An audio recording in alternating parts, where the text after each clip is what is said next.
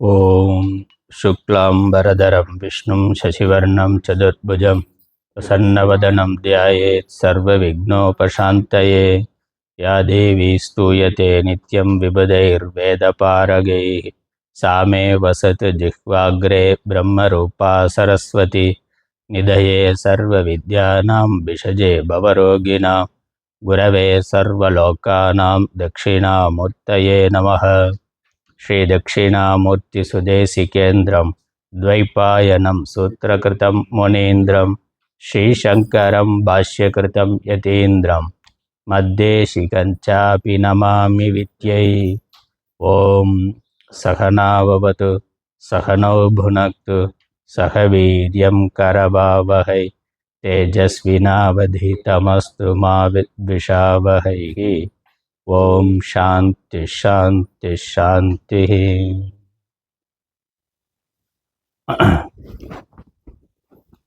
केनोपनिषद शांति मंत्र।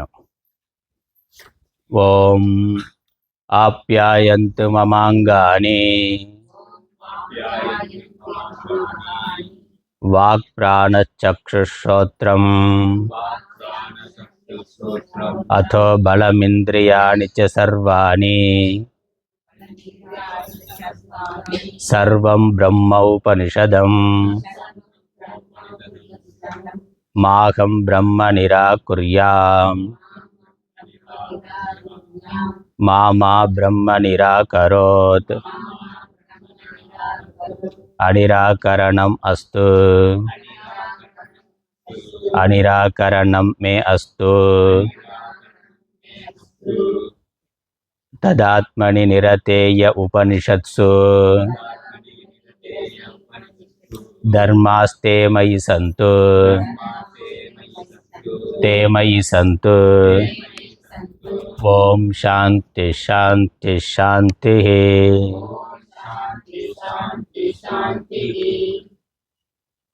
முதல் அத்தியாயத்தில் முதல் மந்திரம்.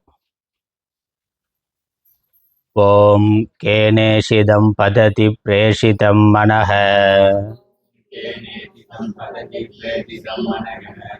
கேன பிராணः பிரதமः ப்ரைதியுக்தः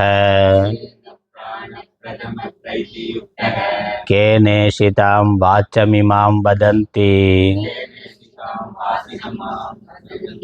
சக்ஷுஸ்ரோத்ரம் கவுதேவோ யுனக்தி.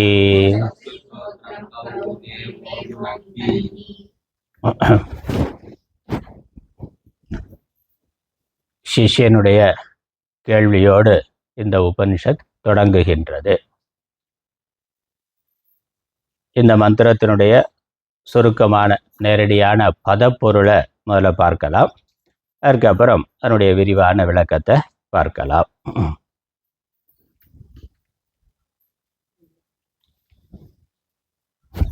ஓம் ஓம் என்று தொடங்குகிறது. பொதுவாக நம்ம ஓம் என்பது இறைவனுடைய நாமம்.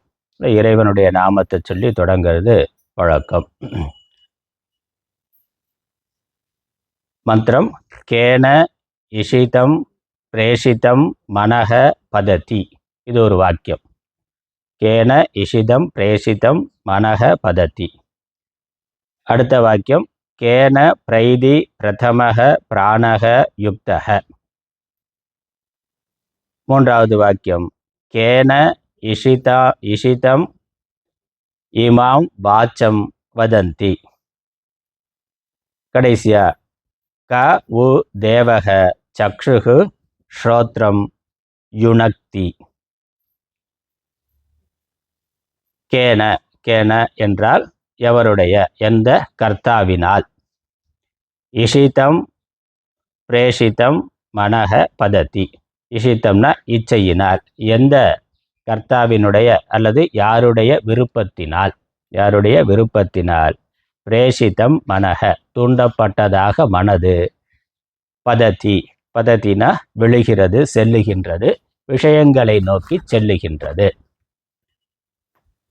இது முதல் கேள்வி. இரண்டாவது கேள்வி கேன பிரைதி பிரதமக பிராணக யுக்தக. அதே அடிப்படை தான். யாருடைய ஏவுதலால். கேன பிரைத்தின யாருடைய தூண்டுதலால், யாருடைய ஏவுதலினால். பிரதமக பிராணக பிராணனானது, முக்கிய பிராணன், முதலாவதாக இருக்கக்கூடிய பிராணன், இந்திரியங்களை இயக்கக்கூடிய பிராணசக்தியானது, உடம்புல இருக்கக்கூடிய பிராணசக்தியானது யாருடைய தூண்டுதலினால். யுக்தக சுவாசத்தில் ஈடுபடுகிறது. இந்த சுவாசம்ங்கிறது இடைவிடாமல் உடம்புல நடந்து கொண்டிருக்கின்றது. யாருடைய தூண்டுதலினால் இது நடைபெறுகிறது? இரண்டாவது கேள்வி. மூன்றாவது, கேன இஷிதம் இமாம் வாச்சம். யாருடைய விருப்பத்தினால், இஷிதம் விருப்பத்தினால், யாருடைய ஆசையினால், யாருடைய விருப்பத்தினால் இந்த வாக்கானது வதந்தி பேசுகின்றது, வாயானது பேசுகின்றது. கவு தேவக எந்த தேவன், எந்த தேவனுடைய தூண்டுதலினால் நம்ம சேர்த்துக்கொள்ளணும். யுனக்திங்கிறது வருது. சக்ஷுகு ஸ்ரோத்ரம் யுனக்தி, எந்த தேவனுடைய தூண்டுதலினால். சக்ஷுகு கண், ஸ்ரோத்ரம் காது, கண்களையும் காதுகளையும் எந்த தேவன் யுனக்தி தூண்டுகின்றார், ஏவுகின்றார். கவு தேவகன எந்த தேவன், எந்த சக்தியானது, எந்த கடவுள் கண்களையும் காதுகளையும் ஏவுகின்றார், அதனுடைய விஷயங்கள்ல ஏவுகின்றார். இது கேள்வி. என்னுடைய விரிவான பொருளை பார்க்கலாம். இப்போ சிஷ்யனுடைய அடிப்படையான கேள்வி தன்னை மையமாக வைத்துக்கொண்டு கேட்கிறான். நான் பார்க்கிறேன், கேட்கிறேன், பேசுகிறேன், பிராண இயக்கமானது நடந்து கொண்டிருக்கின்றது. இது எதனால் நடக்கின்றது? எதனால் தூண்டப்பட்டு இந்த செயலானது நடக்கின்றது? இந்த உடல் இயங்குவதற்கு காரணமாக இருப்பது எது? அல்லது இந்த உடலை இயக்குவது எது? இது அடிப்படை கேள்வி. இந்த உடம்பை இயக்குகின்றது எது? அல்லது எதனால் உடலானது இயக்கப்படுகின்றது? இந்த கேள்வி நியாயமானதானா? நான் முதல் கேள்வி அதான், நியாயமானதா அநியாயமானதான்னா. கேள்வி கேட்கறதே சரியா தப்பாங்கிறதே கேள்வி. இந்த சாஸ்திரத்தில் முதல்ல அப்படித்தான் வரும். ஒரு ஆரம்பித்தா எதுக்கு நீ ஆரம்பிக்கிறேன்னா, முதல் கேள்வியை புக்கு எழுத போகிறேன்னா, எதுக்கு புக்கு எழுதுகிற? ஏற்கனவே 1000 புக்கு இருக்கே, நீ புதுசாக என்ன எழுத போகிறேன்னா. அந்த மாதிரி இந்த உடம்பு இயங்குது, இயங்கிக்கிட்டு இருக்கு. உடம்பாக இயங்கக்கூடிய சக்தி அதற்கு இருக்குது. அதில் என்ன யார் தோன்றுகிறாருன்னா, உடம்பு இயற்கையாக அது இயங்கி கொண்டு இருக்கின்றது, அவ்வளோதான். யார் தோன்றுகிறாங்கிற கேள்வி தேவையா அப்படின்னாக்கா, அது நம்ம விசாரம் ஆராய்ச்சி செய்து பார்த்தாக்கா தேவையா தேவையில்லையாங்கிறது தெரியும். இந்த உடல் தானாக இயங்குமா அல்லது இயக்குவதற்கு ஒரு சக்தி இருக்கிறதா? அதனால் இந்த கேள்வியவே விரிவாக புரிந்து கொள்ளணும். கேள்வியிலே என்னெல்லாம் நியாயங்கள் இருக்குது, ஏன் இப்படி ஒரு கேள்வி வருகிறது, இந்த கேள்விக்கான விடை என்னங்கிறத அடுத்து குரு பதில் சொல்ல போகிறார். ஆனால் கேள்வி நம்ம ஆழமாக புரிந்து கொள்ள வேண்டிய ஒன்று. ஏன்னா கேள்வி நம்மை பற்றியது, வேற யாரோ வேற ஏதோ ஒரு விஷயத்தை பற்றியது இல்லை, நம்மை பற்றியது. நாம் தினம் பேசி கொண்டு இருக்கிறோம், சுவாசித்து கொண்டு இருக்கிறோம், சாப்பிட்றோம், எல்லா வேலையும் பண்ணுறோம். இது நாம பண்ணுறோமா இல்லை யாரோ தூண்டி செய்கிறோமா கேள்வி இருக்குது. அப்புறம் நாம் யாருங்கிறதே கேள்வி. இந்த உடம்பு தான் நான், உடம்பு சுதந்திரமானது, உடம்பு தானாக இயங்குகிறது என்று சொல்ல முடியுமா? உடம்பு இருக்குது, உடம்பு இயங்கி கொண்டு இருக்கின்றது. உடம்பு தானா சுதந்திரமாக இயங்கக்கூடியதா அல்லது உடம்புக்கு வேறாக ஒன்று இருந்து உடலை இயக்குகின்றதா? அடிப்படையான கேள்வி இதுதான். இந்த உடம்பு தானாக இயங்குகிறது என்று நம்மால் சொல்ல முடியுமானா கொஞ்சம் யோசித்து பார்த்தா சொல்ல முடியாது. ஏன்னா உடம்பு ஜடமானதுங்கிறது நமக்கு தெரிகிறது. உடம்பு பஞ்சபூதத்தினால் ஆனது. பஞ்சபூதங்கள் ஜடமானவை. உடம்புல என்ன இருக்குது? அதானே ஆகாசம், காற்று, அக்னி, நீர், நிலம். இவைகளுடைய மாறுபாடு, இவைகளுடைய கலவையாகத்தான் உடம்பு இருக்கின்றது. அதில் நமக்கு ஒன்றும் சந்தேகம் இல்லை. நம்ம சாப்பிட்ற இட்லி, தோசை அதுதான் உள்ளே போய் உடம்பா அவயவங்களாக இருக்குது. அம்மா அப்பா குடித்த, அம்மா அப்பா உண்ட உணவு அப்புறம் ஒரு உடலாக ஆகி வந்திருக்கு. அப்புறம் இந்த உடலாக வந்த பிறகு இது இருக்கிறதுக்கும் என்னது? இதே இட்லி, தோசை, பூரி நம்ம வேறு வேறு வெரைட்டியாக மாற்றி போடலாம். கடைசியில் ஏதோ உணவுப் பொருள், புறத்தில் இருந்து வந்த உணவுப் பொருள் தான் உடம்பாக ஆகியிருக்கு. உணவுப் பொருள் எங்கேருந்து வந்தது? மண்ணில் இருந்து வந்தது. அதனால் மண்ணு தான் இட்லியாக, தோசையாக மாறி, பூரியாக, பரோட்டாவாக மாறி, அப்புறமா இந்த உடம்பாக மாறி இருக்கின்றது. அதனால் மண்ணோட அம்சம் தான் இங்கே இந்த ஸ்தூல பாகமாக உடம்புல இருக்குது. அப்புறம் ஜலம், தண்ணீர் இருக்குது, அதுதான் ரத்தமாக இருக்கின்றது. அக்னி, உடம்புல அக்னி இல்லாமல் உடம்போட இயக்கம் இல்லைங்கிறது நமக்கு தெரியும். நெருப்பு உடம்புல இருந்து போதுமான அளவு இருந்து, அதிகமானாலும் பிரச்சனை, குறைவானாலும் பிரச்சனை. அதனால் சரியான அளவு வெப்பம் இருந்து உடம்பு அந்த சக்தியாக இருக்கிறது, அது தெரிகிறது. அப்புறம் காற்று, அதுவும் பிராணன், சுவாசம் போயிட்டு வந்துக்கிட்டு இருக்கு. அந்த சுவாசம் நின்றதுனாக்கா உடம்போட இயக்கம் இல்லை. இப்போ காற்றுங்கிறதும் உடம்புல இருக்குது. ஆகாசம் இருக்கா இல்லையானா உடம்புல? அது இருக்குது. ஆகாசம் இருக்கிறதுனால தான் இட்லியை உள்ளே போட முடியுது. வயிற்றுக்குள்ளே ஆகாசம் இருக்குல்ல, இட்லியோ பணியாரமோ தோசையோ உள்ளே போடுறதுக்குன்னா உள்ள இடம் இருக்கிறது. அதனால் ஆகாச தத்துவமும் இருக்கின்றது. அப்போ இந்த பஞ்சபூதங்கள் தான் உடலாக இருக்கின்றது. பஞ்சபூதம் ஜடம்ங்கிறது நமக்கு தெரியும். ஆகவே இந்த உடலானது ஜடமானது. அது மட்டும் இல்லை, உடம்பு தானா சுதந்திரமாக அதுவே உயிர்த்தன்மை உடையதாக இருக்கிறது என்றால் அது எப்பொழுதுமே உயிர்த்தன்மை உடையதாக இருக்கணும். அப்படி இல்லை, ஒரு நாள் மரணம் வருகின்றது.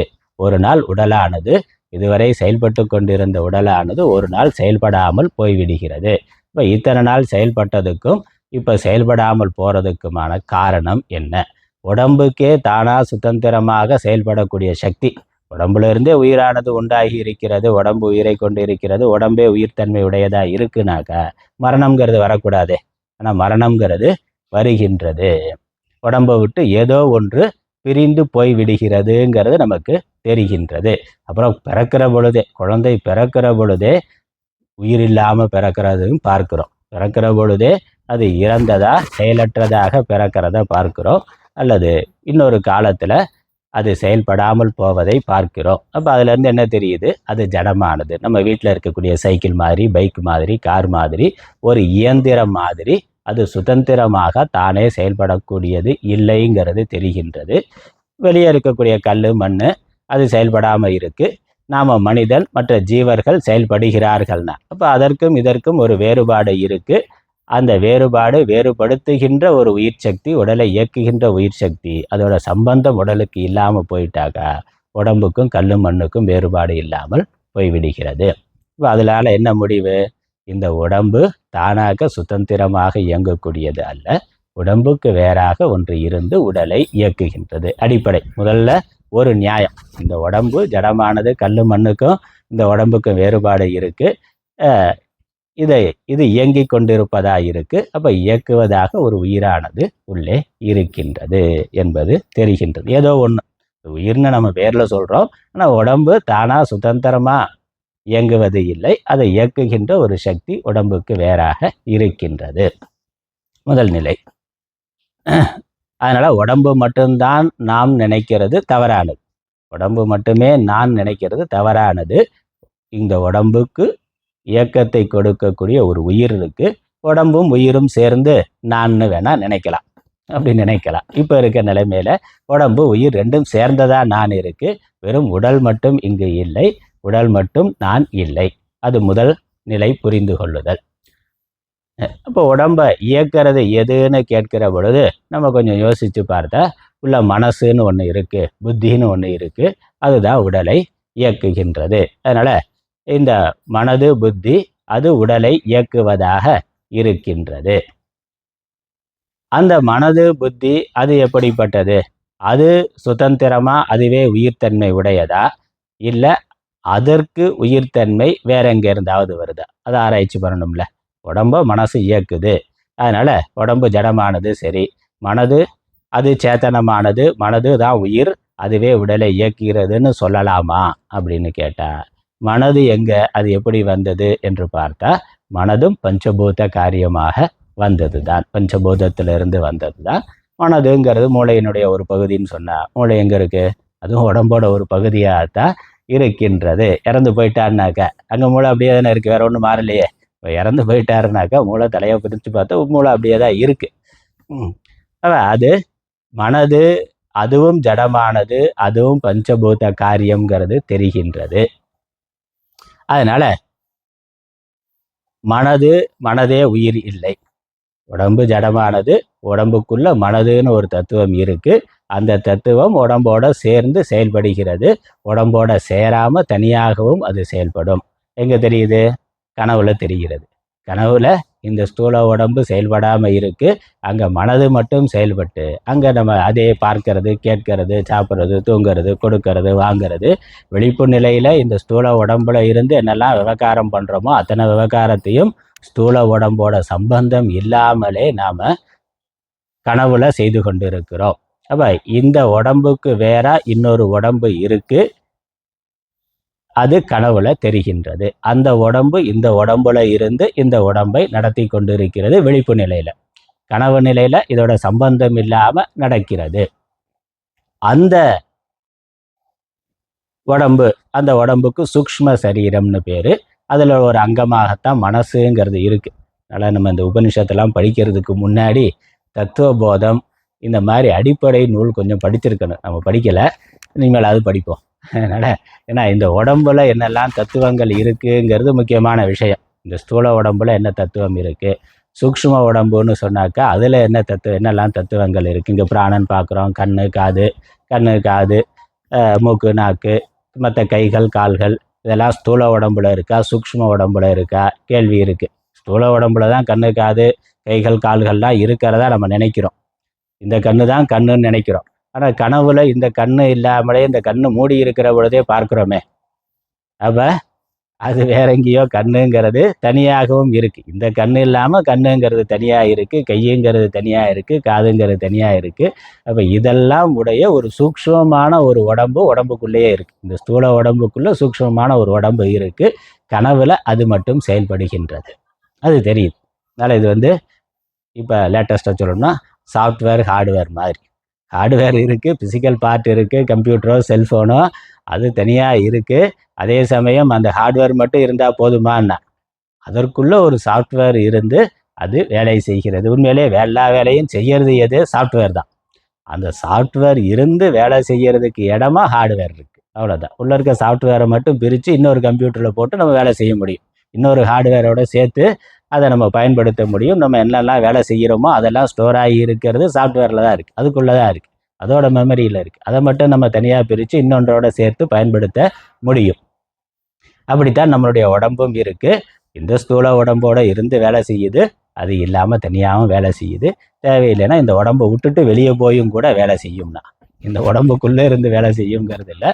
உடம்பை விட்டுட்டு தூங்குற பொழுது கனவுல எங்கேயோ காசிக்கு போயிட்டு வந்தாருனாக்கா அவன் என்னது, இந்த உடம்பு இங்கே தான் இருக்குது, தேனியில் தான் இருக்குது. ஆனால் கனவுல காசியில் இருக்கிறாருன்னா இந்த உடம்பை விட்டுட்டு காசிக்கு அந்த சூக்ஷ்ம உடம்பு தனியாக போய்விட்டது வருகிறது. அது அப்படி போனது அப்படியே போயிட்டாக்கா காலையில் எந்திரிக்க மாட்டார், அது தனி. வெளியே போன உடம்பு திரும்ப வரலைன்னா, இந்த உடம்புக்கு சேரலைன்னாக்கா இந்த உடம்பு அவ்வளோதான். சொல்ல வேண்டிய ஆளுக்கு சொல்லிடலாம், சொல்ல வேண்டியவருக்கு செய்யலாம், செய்ய வேண்டிய காரியத்தை செஞ்சிடலாம். அந்த உடம்பு வேற எங்கேயோ போயிட்டுது, அது பேய் பிசாசா சுற்றுது, அல்லது இன்னொரு உடம்பு கிடைச்சதுன்னா அந்த உடம்புக்கு போயிடுது, இன்னொரு உலகத்துக்கே போயிடுது. ஆனால் இதற்கு வேற ஒன்று இருக்குன்னு தெரியுது, அதை நடத்துகிறது, இந்த உடலை நடத்துகிறதுங்கிறது தெரிகின்றது. சரி, அப்போ இந்த உடம்பு எதனால் தூண்டப்பட்டு பார்க்கிறதுன்னா உள்ள இருக்கக்கூடிய சூக்ஷ்மமான உடம்பு மனதினால தூண்டப்பட்டு பார்க்கிறதுன்னு சொல்லலாமா அப்படின்னு கேட்டால், அந்த சூக்ஷ்ம உடம்புன்னு சொல்றதும் சூக்ஷ்மமான பஞ்சபூதங்களால் ஆனது, அதான் சாஸ்திரம் சொல்லுது. அதனால் அதுக்கு நம்ம தத்துவபோதம்லாம் படிக்கணும். முடிஞ்சால் இன்னொரு தனியாக ஒரு வகுப்பு வைத்து கொண்டு படிக்கலாம், இல்லை இந்த உபநிஷத்தை முடிச்சுட்டு அதை பார்க்கலாம். ஏன்னா அது அடிப்படை, வேதாந்தத்துக்கு அடிப்படை.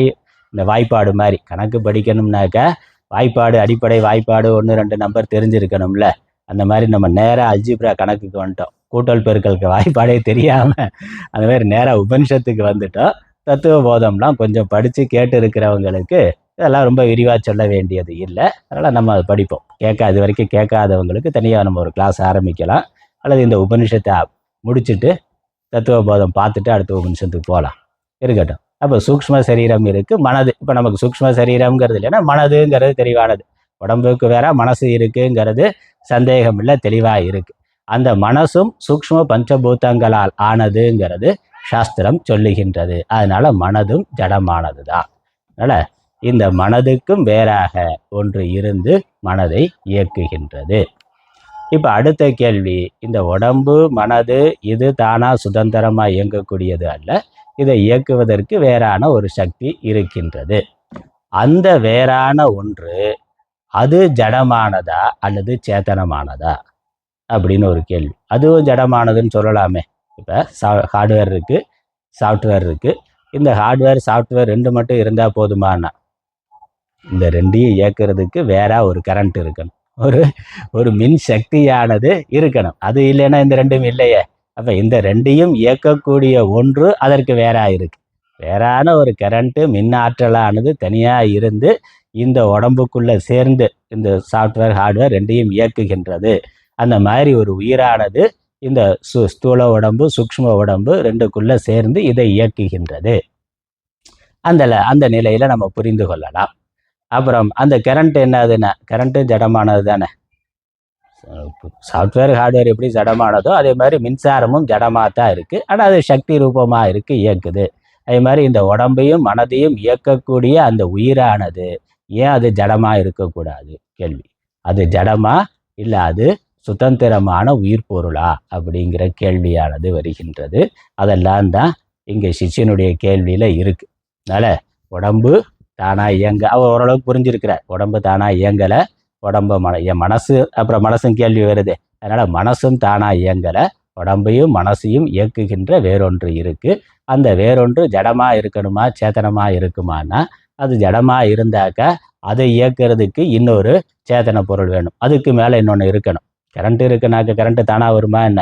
அப்போ கரண்ட்டை உற்பத்தி பண்ணுற ஒரு சேத்தனமான மனிதன் இருக்கிறான்ல, ஒரு அறிவு பொருள் இருக்குல்ல, அந்த கரண்ட்டை எங்கே இருந்தோ எடுத்து கொண்டு வந்து இதோட சேர்த்து இதை பயன்படுத்தி கொண்டு இருக்கக்கூடிய அறிவுடைய ஒரு மனிதன் இருக்கிறான்.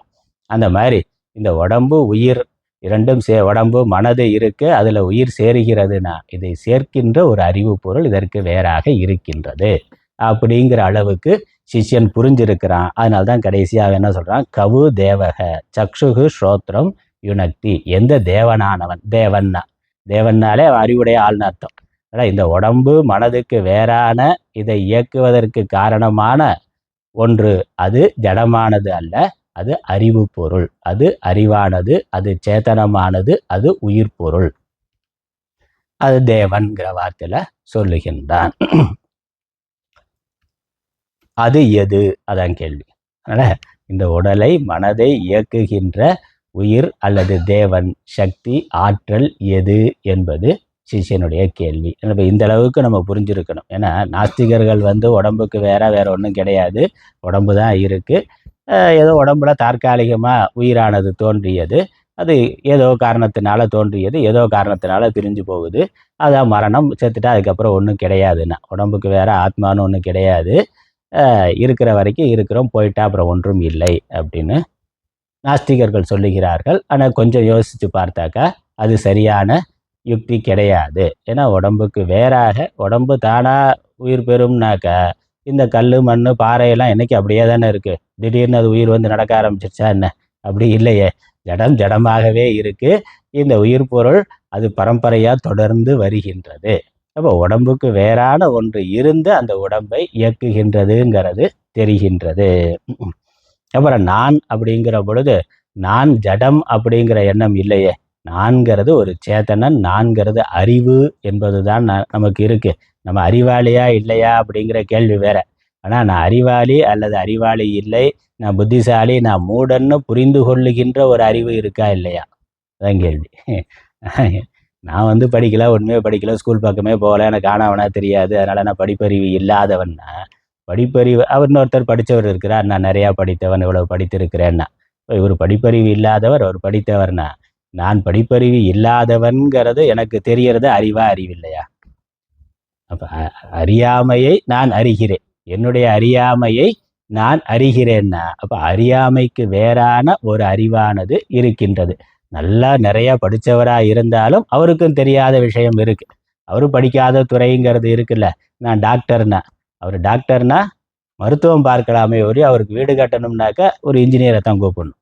அப்போ என்னது, அந்த பொறியியல் துறை அவருக்கு தெரியாது. அப்போ என்னது, என்னதான் புத்திசாலித்தனம் இருந்தாலும் அறிவு இருக்கு, அறியாமை இருக்கு. இந்த அறிவு அறியாமையை அறிகின்ற ஒரு அறிவு இருக்கின்றது. இந்த ரெண்டுக்கும் வேறான ஒரு அறிவானது இந்த உடம்புல இருக்கின்றது. அதுதான் நம்ம நான்னு சொல்ல முடியும்.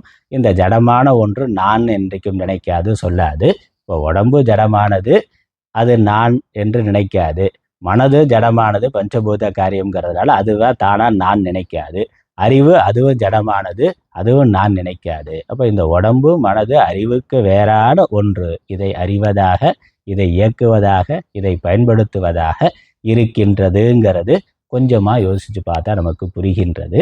அது எது, அதனுடைய சொரூபம் என்ன, அதனுடைய தன்மை என்ன, அது எங்கிருந்து வந்தது, அதற்கு அறிவு எப்படி வருது என்ற கேள்விதான் இங்கே கேள்வி. அதான் கேள்வி. அதனால் நான் யாருங்கிற கேள்வி, நான் ஜடமான உடம்பு இல்லை, ஜடமான மனது இல்லை, ஜடமான புத்தி இல்லை, ஏதோ ஒன்று இந்த ஜடமானவைகளை இயக்கி கொண்டு இருக்கின்றது. அந்த ஒன்று சேதனம், சித்து, சைத்தன்யம்.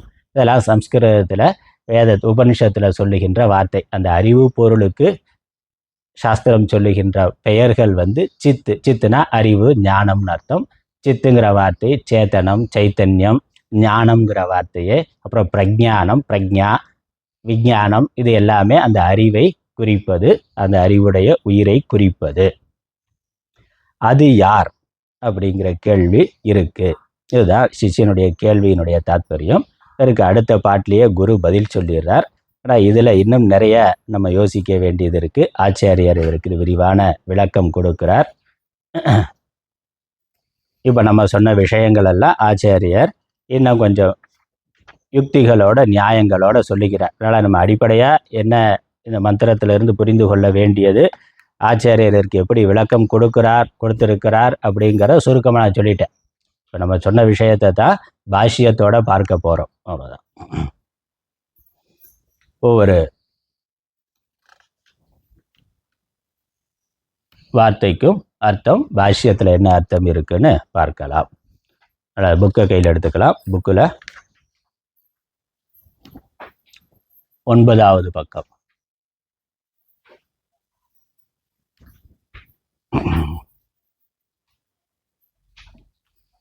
ஒன்பதாவது பக்கத்தில் மேலே சம்ஸ்கிருதம் இருக்குது. நான் சம்ஸ்கிருதத்தில் இருக்கிறத சொல்கிறேன், அப்புறம் தமிழ் அர்த்தம் பார்க்கலாம். கேன இஷிதம், கேன கர்த்தா, கேன கர்த்ரா இஷிதம், இஷ்டம் அபிப்ரேதம் சது மனஹ பததி கச்சதி ஸ்வ விஷயம் பிரதி இதி சம்பத்யதே.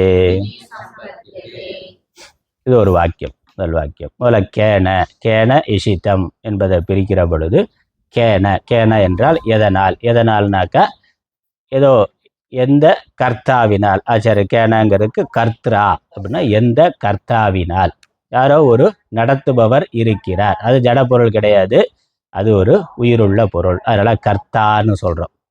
கர்த்தானாக்கா நடத்துபவன், செய்பவன் அப்படிங்கிற அர்த்தம். உயிருள்ள அறிவு பொருள். எவனால் அப்படின்னு அர்த்தம். நடக்கேனா எவனால், எவரால், எந்த அறிவினால், எந்த அறிவு பொருளால். கர்த்தா எந்த செய்பவனால். இஷிதம், இஷிதம்னாக்கா இஷ்டமாக, விருப்பமாக, அபிப்பிரேதமாக, விரும்பப்பட்டதாக என்ற அர்த்தம். அந்த இஷிதம்ங்கிற வார்த்தைக்கு விரும்பப்பட்டதாக. அப்போ எவருடைய விருப்பத்தினால் அப்படின்னு அர்த்தம். யாருடைய ஏன்னா ஒருத்தர் ஒரு செயலை செய்யணும்னா அவருக்கு அதில் ஒரு விருப்பம் இருக்கணும்ல. விருப்பம் வந்தால் தான் செயல் நடக்கும். இப்போ அவர் உடம்பை தூண்டுறாருன்னா ஏன் தூண்டணும்? தூண்டுறதுக்கு ஒரு காரணம் இருக்குல்ல. அவருக்கு ஒரு இச்சை இருக்குது, ஒரு சங்கல்பம் இருக்குது. அந்த சங்கல்பத்தினால இவரை தூண்டி விடுகிறார். வீட்டில் சைக்கிளோ பைக்கோ காரோ இருக்குனாக்கா நம்ம கார் தானாக போகாது, நம்ம அதில் போய் உட்காந்து அதை இயக்குகிறோம்னா அப்போ அந்த போகிறதுக்கு ஒரு காரணம் இருக்குது. நமக்கு ஒரு இடத்துக்கு போகணும்னு ஒரு நோக்கம் இருக்குது. அதனால் அந்த வாகனத்தில் ஏறி உட்காந்து இயக்குகின்றோம். அப்போ அந்த கர்த்தா, அதை நடத்துபவனுக்கு ஒரு சங்கல்பம், ஒரு விருப்பமானது இருக்க வேண்டும். அதனால் யாருடைய விருப்பத்தினால். நம்ம அந்த யாருங்கிறது நான் நினச்சிட்டு இருக்கிறோம். ஆனால் அது யாருங்கிறத சிஷ்யனுடைய கேள்வி. நான் பின்னாடி ஆச்சாரிய விளக்கம் கொடுக்க போகிறார். அது ஏன் யாருன்னு யாரோ ஒரு ஆளுக்கு போகணும்? நம்மளையே வைத்து கொள்ளலாமே. மனசு தானாக இயங்குதுன்னு சொல்லலாமே, இந்த உடம்பு தானாக இயங்குதுன்னு சொல்லலாமே.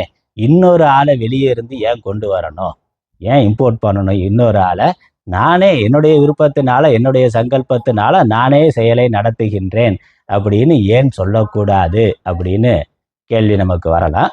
அந்த ஆச்சாரியர் அந்த கேள்வியை ஆச்சாரியர் கேட்டு அதுக்கு ஒரு பதில் சொல்ல போகிறாரு. அது வர்ற போது பார்ப்போம். அதனால் இங்கே என்னென்னா இஷித்தம்னாக்க யாருடைய விருப்பத்தினால்.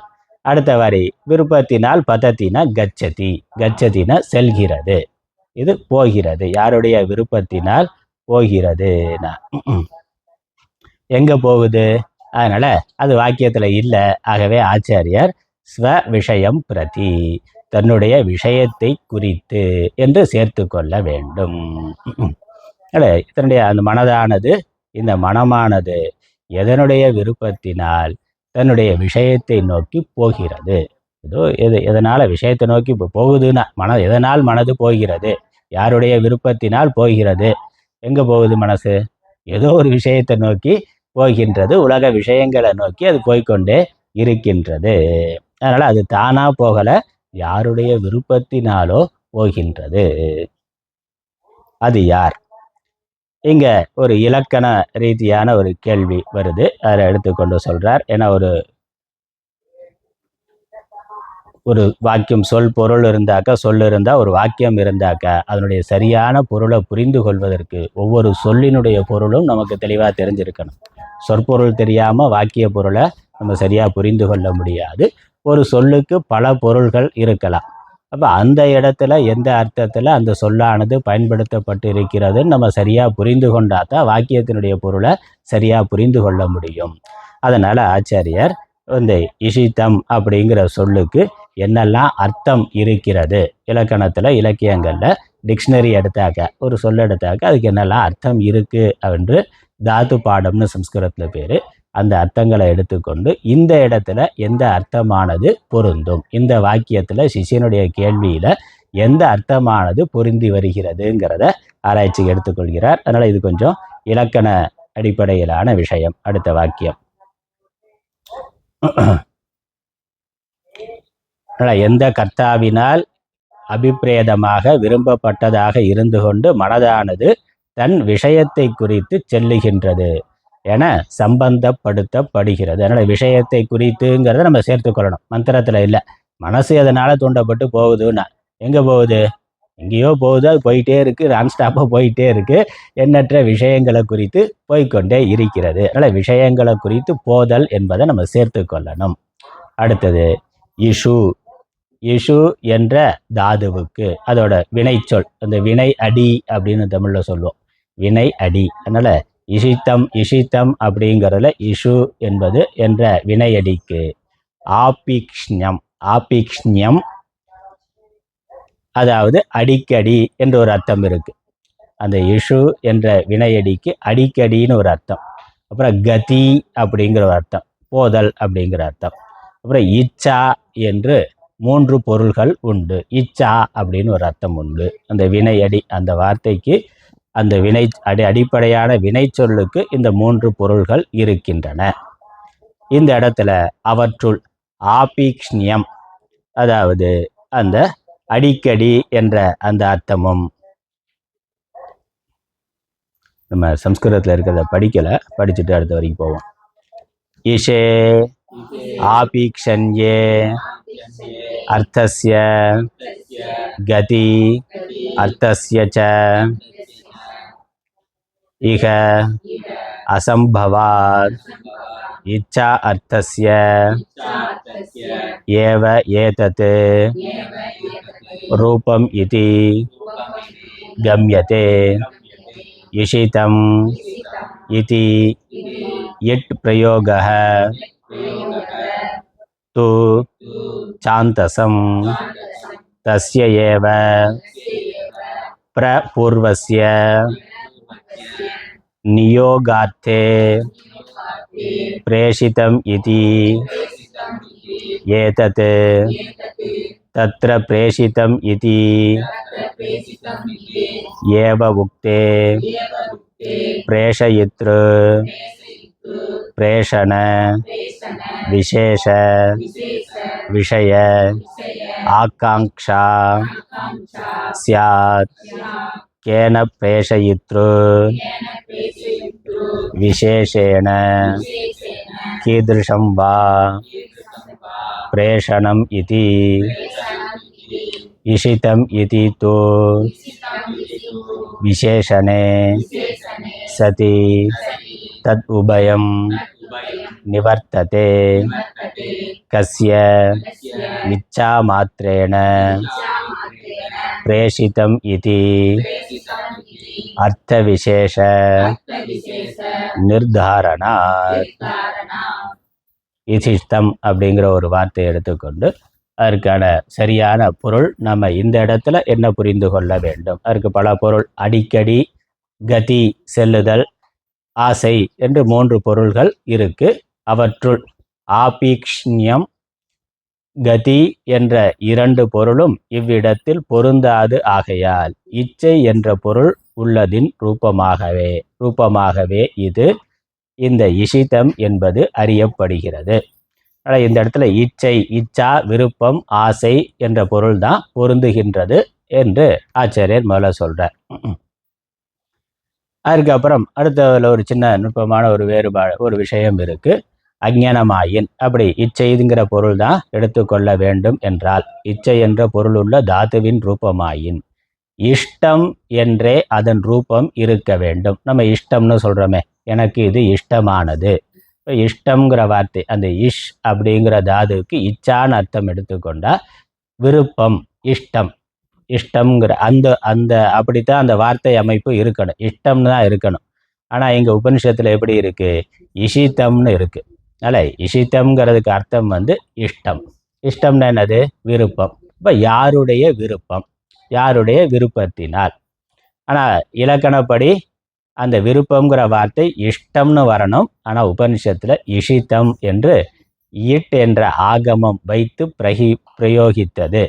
அந்த விகுதி, இட்டுங்கிற விகுதி சேர்த்து, இஷ்டம்ங்கிறதோட இட்டுங்கிற விகுதி சேர்த்து இஷித்தம்னு இருக்கு.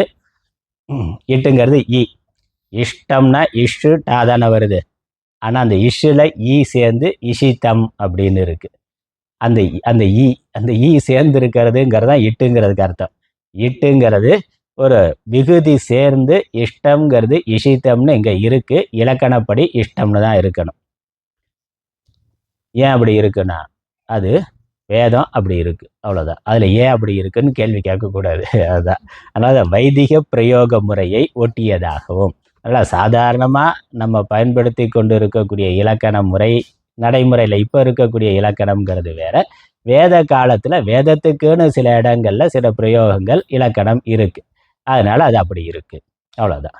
அதுக்கு வேறு பதில் இல்லை. வேதத்தில் அது அப்படி சொல்லப்பட்டு இருக்கு, அந்த காலத்தில் அது அப்படி இருந்திருக்கு. திருக்குறள்லேயே பார்க்குறோமே, திருக்குறளில் இருக்கக்கூடிய பல வார்த்தை இன்றைக்கு நம்ம வேறு அர்த்தத்தில் பயன்படுத்தி கொண்டு இருக்கிறோம். நன்றிக்கு வித்தாகும் நல்லொழுக்கங்கிற. இப்போ நன்றி அப்படின்னா இன்றைக்கி என்ன அர்த்தம்?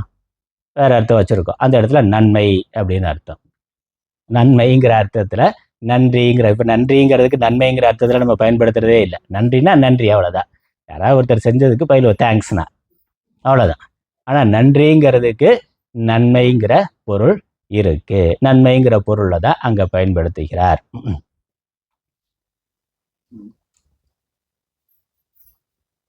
அதே மாதிரி இங்கே அது அந்த காலத்தில் வேத பிரயோகம் இஷித்தம்ங்கிறது. அதனால் ஒரு இலக்கண ரீதியான விஷயம். ஆனால் இங்கே இஷித்தம் அப்படின்னா இஷ்டம்னு அர்த்தம். இஷ்டம்னா விருப்பம்ங்கிற அர்த்தம். அந்த அர்த்தத்தை எடுத்துக்கொள்ளணும். அதுக்கப்புறம் அந்த இஷு என்ற தாதுவுக்கு இங்கே எப்படி இருக்கு? இஷித்தம்னு இல்லை, பிரேஷித்தம்னு இருக்கு. வார்த்தை இஷித்தம்ங்கிற வார்த்தை இல்லாமல் பிரேஷித்தம்ங்கிற வார்த்தை இருக்கு. அப்போ பிர அப்படின்னு முன்னாடி ஒரு விகுதி பகுதி சேர்ந்திருக்கிறது. முன்னாடி ஒரு பகுதி பிரன்னு சேர்ந்திருக்கு. அதற்கு என்ன அர்த்தம்னா, பிர என்பதை பூர்வமாக முன்னதாக கொண்டால் நியோகம் ஏவுதல் என்ற பொருளில் பிரேஷித்தம் என்ற ரூபம் ஏற்படுகிறது. அல்ல, இஷித்தம் பிரேஷித்தம். அப்போ இஷ்டம் இஷித்தம்ங்கிறதோட பிரா சேர்த்தாக்க ஏவுதல் அப்படிங்கிற அந்த பொருள் வருது. முன்னாடி ஒரு விகுதி சேர்த்த உடனே அதில் ஒரு பொருளில் கொஞ்சம் மாறுபாடு வரும். அது சம்ஸ்கிருதத்தில் இருக்கிற ஒரு விஷயம். ஒரு வார்த்தை சேர்த்த உடனே என்னுடைய அர்த்தம் மாறும். வேகம் அப்படின்னு இருக்குது. அதுக்கு முன்னாடி வி அப்படின்னு சேர்த்தா விவேகம்னு இருக்குது. பொருள் மாதிரி. வேகம் விவேகம்னா, வேகம் ஒரு வார்த்தை, விவேகம்னு ஒரு வார்த்தைன்னு. அந்த மாதிரி ஒரு ஒரு எழுத்து சேருகின்ற பொழுது அதனுடைய அர்த்த மாறுபாடு வருகின்றது. அது மாதிரி இஷித்தம்னா விருப்பம்னு அர்த்தம், பிரேஷிதம்னா ஏவுதல் என்ற பொருளானது வருகின்றது. இஷிதம் பிரேஷிதம் என்ற அவ்விரண்டனுள் பிரேஷிதம் என்பது மட்டுமே சொல்லப்படுமாயின் அனுப்புபவர் அவர் செய்யும் பிரேஷனம் இத்தகைய விசேஷத்தை பற்றிய ஆகாங்ஷை ஏற்படும். அதாவது அதற்கு விளக்கம், இதெல்லாம் கொஞ்சம் இலக்கண ரீதியான விளக்கமாகவே இருக்குது. ரொம்ப சொன்னாக்கா இலக்கணம்னாலே நமக்கு தலையை சுத்தம். அதனால் நமக்கு கருத்து தாத்பரியம் என்னங்கிறத மட்டும் பார்க்கலாம். ரொம்ப இலக்கண ரீதியான விளக்கம்லாம் கொடுக்கல, நம்ம அது அவ்வளோ வேண்டியது இல்லை. நமக்கு விஷயம்தான் முக்கியம். அதாவது அதனால் அதற்கான விளக்கம் என்னென்னா, பிரேஷனம் செய்பவர் எத்தகையவர் எவ்விதம் பிரேஷனம் செய்கிறார் என்பதாம். அதனால் இந்த இஷிதம்னு சொல்கிறத விட பிரேஷிதம் அப்படின்னு சொல்கிற பொழுது யார் தூண்டுகிறார், என்ன காரணத்திற்காக தூண்டுகிறார் அப்படிங்கிறதெல்லாம் அதோட கூடுதலான கருத்தாக வருகிறது. அதனால் இஷிதம் என்பதாய் அடைமொழி கொடுத்தாலோ அவ்விரண்டையும் நிவிற்த்தியை அடைகிறது. அந்த ரெண்டு, அதாவது எவ்விதம் யார் செய்கிறார், எத்தகையவர் எவ்விதம் பிரேஷனம் செய்கிறார் அப்படிங்கிற அர்த்தம். அதனால் யார் தூண்டுகிறார், எப்படி தூண்டுகிறார், வெறுமனே இஷித்தம்னு சொல்லாமல் பிரேஷித்தம்னு சொல்கிற பொழுது கூடுதலான ஒரு அர்த்தம் என்ன வருது, யார் தூண்டுகிறார், எப்படி தூண்டுகிறாருங்கிற ஒரு ஆழம் அங்கே வருகிறது. அதனால் பிரேஷிதம்னு சொல்லப்பட்டிருக்கிறது. எவரது இச்சா மாத்திரத்தினால் இது அனுப்பப்பட்டது என்ற விசேஷமான பொருள் உறுதியாக கிடைப்பதே அதன் காரணம் ஆகும்.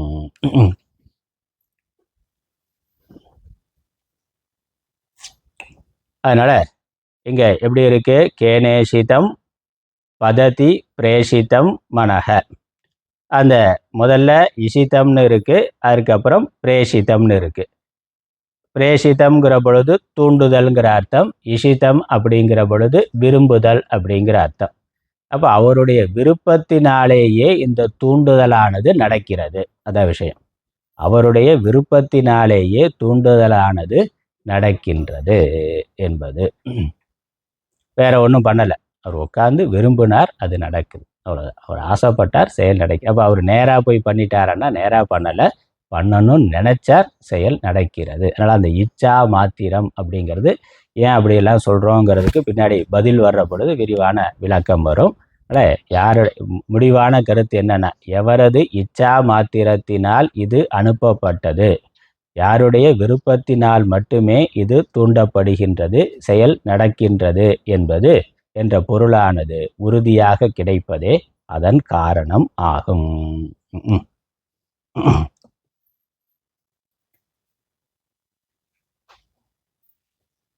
கஸ்ய இச்சா மாத்திரேன பிரேஷிதம் இது அர்த்த விசேஷக நிர்தாரணம். அடுத்த இதில் ஒரு கேள்வி, அதிலிருந்து இன்னொரு சந்தேகம். ஒன்று எதிர்கட்சியால் ஒரு கேள்வி கேட்கிறார், அதுக்கு சங்கைன்னு பேர் ஒரு கேள்வி. அடுத்த வாக்கியம், யதி ஏஷக அர்த்தக அபிப்ரேதக ஸ்யாத் கேனேஷிதம் இதி ஏதாவத ஏவ சித்தத்வாத் பிரேஷிதம் இதி ந வக்தவ்யம் அபி ச சப்தாதிக்யாத் அர்த்தாதிக்யம் யுக்தம் இதி இச்சயா கர்மணா வா கர்மணா வாச்சா வா கேன பிரேஷிதம் இதி அர்த்த விசேஷக அவகந்தும் யுக்தஹ.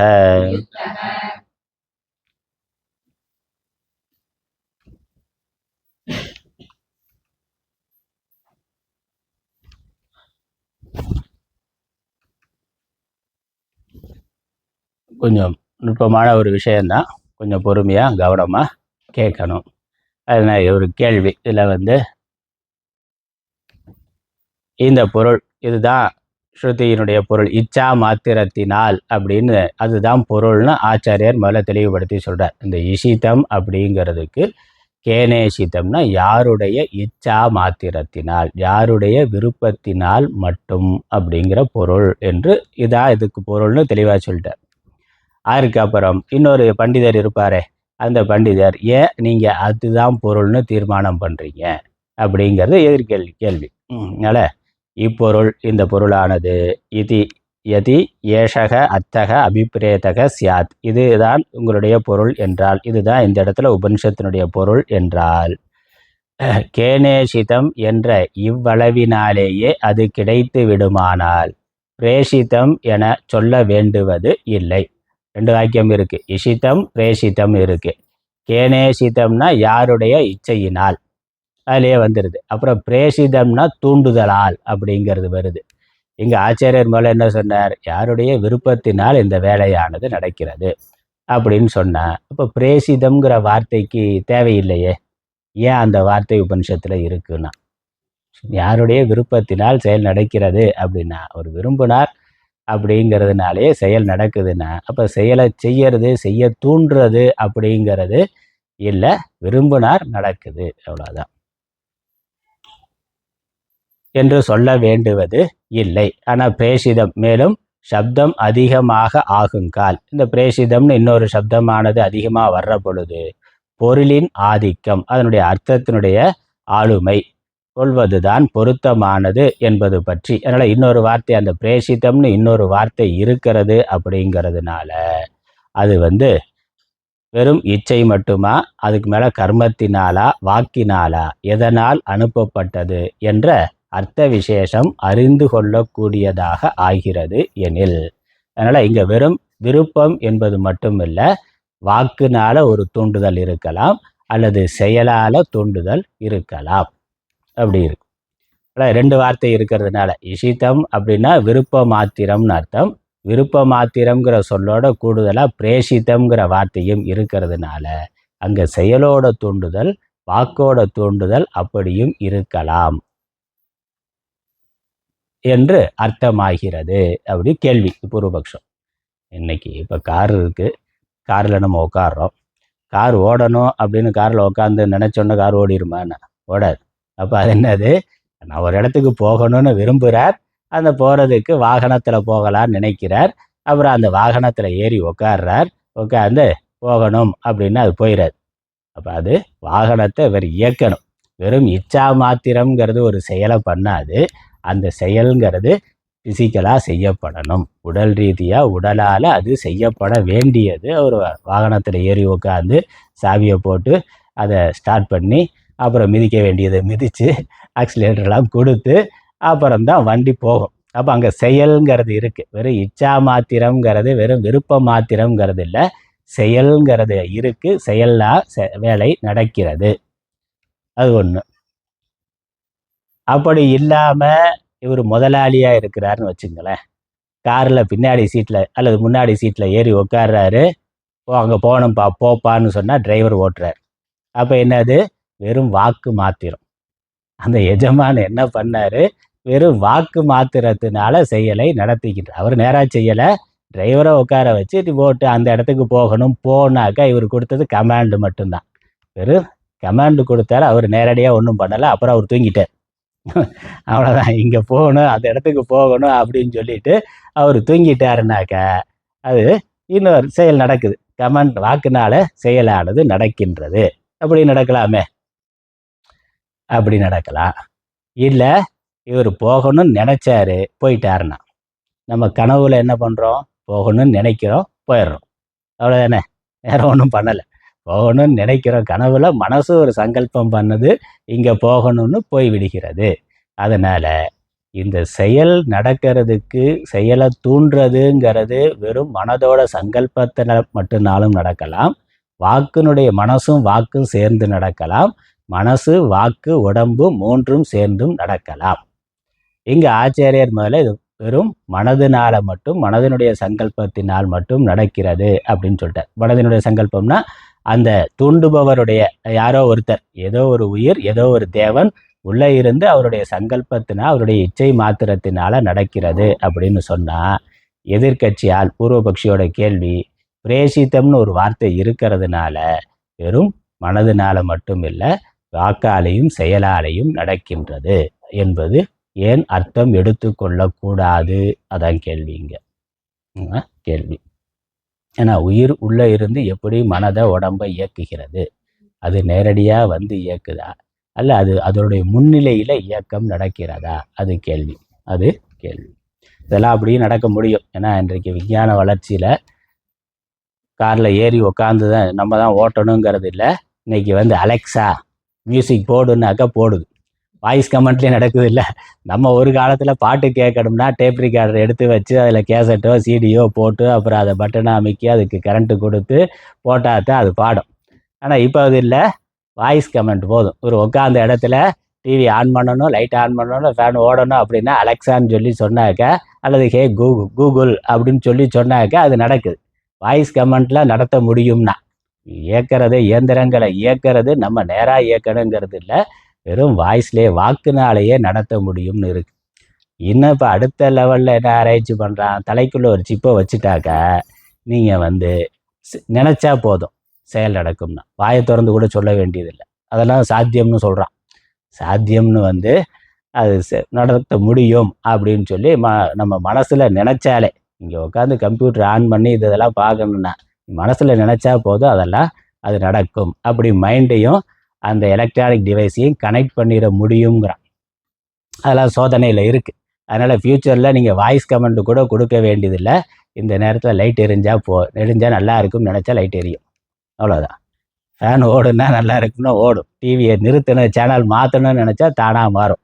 அதெல்லாம் சாத்தியங்கிறான். ஒரு சிப்பை தலையில் வச்சுட்டு அந்த பக்கம் ரிசீவ் பண்ணுறதுக்கு நம்ம மனசில் நினைக்கிறத அது புரிந்து கொண்டு கமெண்ட்ஸ் கொடுக்கும் அப்படிங்கிறது சொல்கிறான். அப்போ இச்சா மாத்திரத்தினால காரியம் நடக்க முடியும் அப்படிங்கிறது இப்போ வருது. இங்கே கடவுள் வந்து எப்படி உலகத்தை நடத்துகிறார், அல்லது உடம்புக்குள்ளே இருக்கக்கூடிய உயிர் இந்த உடலை எப்படி நடத்துகிறது?